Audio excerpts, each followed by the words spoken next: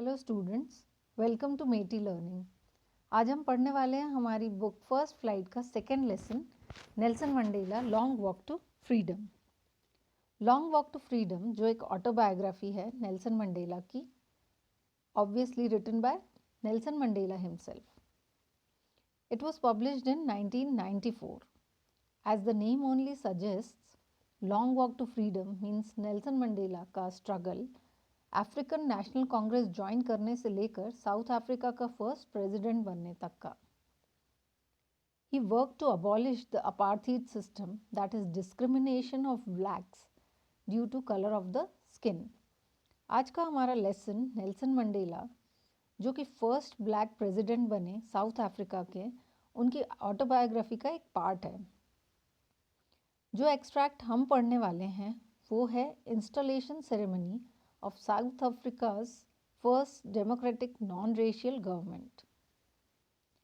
तो लेसन के बिगिनिंग में बीबीसी न्यूज़ का छोटा सा एक्सट्रैक्ट दिया है जिसमें लिखा है कि नेल्सन मंडेला साउथ अफ्रीका के फर्स्ट प्रेसिडेंट बने। साउथ अफ्रीका में 3 सेंचुरीज तक जहां वाइट्स ने राज किया, वहां आज नेल्सन मंडेला की पार्टी 252 आउट ऑफ 400 सीटों पर जीत गई। Inauguration ceremony Union Building Pretoria के amphitheatre means open theatre में रखी गई है। 140 देशों के पॉलिटिशियन और डिग्नेटरीज वहां आए हुए हैं और लगभग 1 million people are singing and dancing together with joy. तो नेल्सन मंडेला ने अपनी स्पीच में कहा, never never again will this beautiful land experience oppression of one by another. Means हमारा देश कभी भी दोबारा वो अनुभव नहीं करेगा जहाँ एक इंसान दूसरे पर दबाव डालता है या उसका शोषण करता है। नेल्सन मंडेला आगे लिखते हैं कि मैं कई दिनों से वर्ल्ड लीडर्स और बड़े बड़े लोगों से सराउंडेड हूँ जो कि हमारे साथ इस सेरेमनी को अटेंड करने आए हैं। ये हमारे लिए बहुत ही गर्व की बात है। Ceremony sandstone amphi theatre Pretoria में ऑर्गेनाइज की गई है जहां पर अब तक सिर्फ और सिर्फ गोरों का राज था। आज सभी लोग means people of different skin colour are sitting together and forming rainbow. वो कहते हैं कि सभी लोग आज साथ में बैठे हुए हैं, चाहे वो ब्लैक हों या वाइट हों, और एक रेनबो फॉर्म कर रहे हैं। नेल्सन मंडेला आगे डिस्क्राइब करते हैं कि ये ऑटम सीज़न है और मैं इस ओथ सेरेमनी में अपनी बेटी जिनानी के साथ हूँ। वो बताते हैं कि पोडियम पे मिस्टर डे क्लार्क जो सेकेंड डेप्यूटी प्रेसिडेंट और मिस्टर थैबो मैप की जो फर्स्ट डेप्यूटी प्रेसिडेंट की ओथ लेंगे और फिर उनकी खुद की बारी आएगी। तो वो जब स्टेज पर जाते हैं तो वो प्लेज लेते हैं कि मैं अपने कॉन्स्टिट्यूशन को ओबे करूँगा, उसके मान सम्मान की रक्षा करूँगा। सभी मेहमान और वर्ल्ड लीडर्स इस सेरेमनी में उनके साथ होते हैं और वो प्लेज लेते हुए कहते हैं कि हम इस नई आज़ादी का सम्मान करते हैं और ये उम्मीद करते हैं कि आज तक हमारा जैसा भी अनुभव रहा, हम उससे सीख लेकर एक नए समाज का निर्माण करेंगे जहाँ सभी लोगों को समान अधिकार प्राप्त हों, जिस पे ह्यूमैनिटी को गर्व हो। तो वो आगे कहते हैं कि आज ये हमारा सौभाग्य है कि सारे वर्ल्ड लीडर्स हमारे साथ हैं। आज तक अपार्थीड सिस्टम मीन्स रंगभेद के नीति के कारण साउथ अफ्रीका के दूसरे देशों से अच्छे संबंध नहीं थे, पर सबका आज साथ में होना ये प्रूव करता है कि वो आगे रिलेशन साउथ अफ्रीका के साथ रखना चाहते हैं। After a very long struggle finally we got this freedom, it is victory of humanity, ऐसा नेल्सन मंडेला कहते हैं। और वो आगे लिखते हैं कि आज हमें पॉलिटिकल इमेंसिपेशन से फ्रीडम मिली है। पॉलिटिकल इमेंसिपेशन का अर्थ होता है कि ब्लैक्स को पॉलिटिक्स में सरकारी पदों पर काम करने का अधिकार नहीं था, पर अब सबको समान अधिकार प्राप्त है।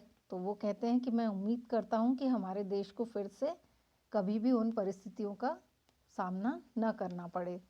और वो कहते हैं let freedom reign and God bless Africa, मतलब आज़ादी बनी रहे और भगवान का आशीर्वाद साउथ अफ्रीका पे बना रहे। उसके बाद नज़ारा बदल जाता है और कुछ समय बाद आसमान में साउथ अफ्रीका के जेट्स, हेलीकॉप्टर्स, ट्रूप कैरियर्स एक एरे बनाने लगते हैं जो कि सिंबलाइज करता है मिलिट्री के प्रिसीशन मींस एक्यूरेसी को। मिलिट्री नई डेमोक्रेटिक गवर्नमेंट के प्रति अपनी लॉयल्टी को शो कर रही है। सारे ऑफिसर्स नेल्सन मंडेला को सैल्यूट कर रहे हैं जो अब तक कि उन्हें सिर्फ अरेस्ट करने आते थे।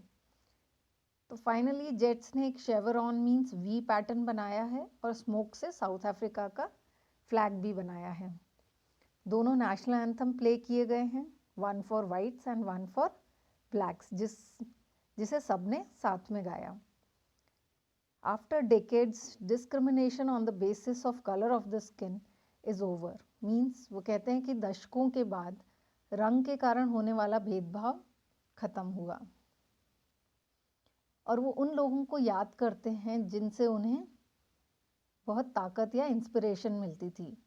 वो कहते हैं कि मैं आज उन सब लोगों को याद करता हूँ जिनकी वजह से आज हमें ये आज़ादी का दिन मिला है। नेल्सन मंडेला उन सब के नाम लेते हैं जिन्होंने उनकी सोच और व्यक्तित्व पे अमिट छाप छोड़ी है मींस लास्टिंग इफेक्ट उनकी पर्सनालिटी पे डाला है। ओलिवर टेम्बो, वॉल्टर सिसिलस, चीफ लिथोलिस, यूसुफ दादू, ब्राम फिशर, रॉबर्ट सॉपके, जो सारे लोग इस पिक्चर में दिखाई दे रहे हैं वो सबका ही नाम लेते हैं और वो उन सबको जेम्स बुलाते हैं और वो कहते हैं कि आज़ादी की लड़ाई में इनका इतना बड़ा योगदान है और वो बताते हैं कि उनका जो साउथ अफ्रीका देश है वो मिनरल्स और जेम्स के लिए बहुत रिच है। तो वो कहते हैं कि जो ग्रेटेस्ट वेल्थ किसी कंट्री की होती है वो होते हैं वहाँ के लोग। वो आगे कहते हैं कि आज़ादी के संघर्ष में वो ऐसे लोगों से मिले जिन्होंने इतने अटैक्स और टॉर्चर सहे पर वो टूटे नहीं और उन्होंने डर पे जीत भी हासिल की क्योंकि उनमें बहुत ज़्यादा साहस और धैर्य था। वो कहते हैं कि कोई भी इंसान नफ़रत करने के लिए नहीं बनता है। वो कहते हैं कि नफ़रत करना अगर सिखाया जा सकता है तो प्यार करना सिखाना तो और भी आसान है। नेल्सन मंडेला लगभग 30 साल तक जेल में रहे और जेल में रहे उस बुरे वक्त में भी जब कोई गार्ड नेल्सन मंडेला पे थोड़ी सी दया दिखाता था या ह्यूमैनिटी शो करता था तो वो कहते हैं कि मेरा इंसानियत पर विश्वास और बढ़ जाता था। और वो कहते हैं कि इंसान की अच्छाई को छुपाया तो जा सकता है पर उसे खत्म नहीं किया जा सकता और इसी विश्वास के कारण वो कहते हैं कि मैं आगे बढ़ता रहा। आज साउथ अफ्रीका एक फ्री डेमोक्रेटिक कंट्री है। आगे वो बताते हैं कि जीवन में हर इंसान की 2 जिम्मेदारियां होती हैं, पहली अपने परिवार के प्रति और दूसरी अपनी लोगों के प्रति।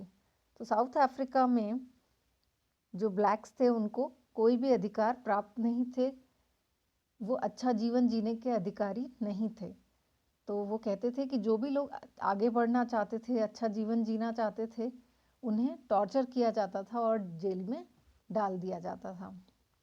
वो अपने बचपन का इंसिडेंट बताते हैं। वो कहते हैं कि जब मैं छोटा था तो मुझे लगता था कि मैं आज़ाद हूँ, जहाँ चाहे आ जा सकता हूँ, जहाँ चाहे दौड़ सकता हूँ।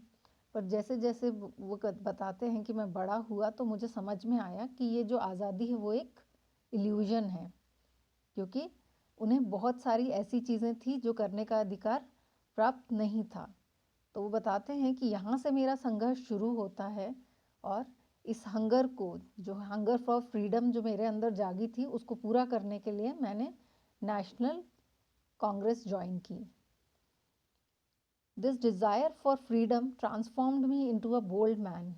वो बताते हैं कि इस स्ट्रगल ने मुझे इतना बोल्ड बना दिया कि मैं जो पहले था सीधा साधा इंसान, उससे मैं बहुत ज़्यादा स्ट्रॉन्ग बन गया, क्योंकि मैं चाहता था कि जो मेरे लोग हैं, जो ब्लैक्स हैं, उनको वो सारे अधिकार प्राप्त हों जो वाइट्स के पास हैं।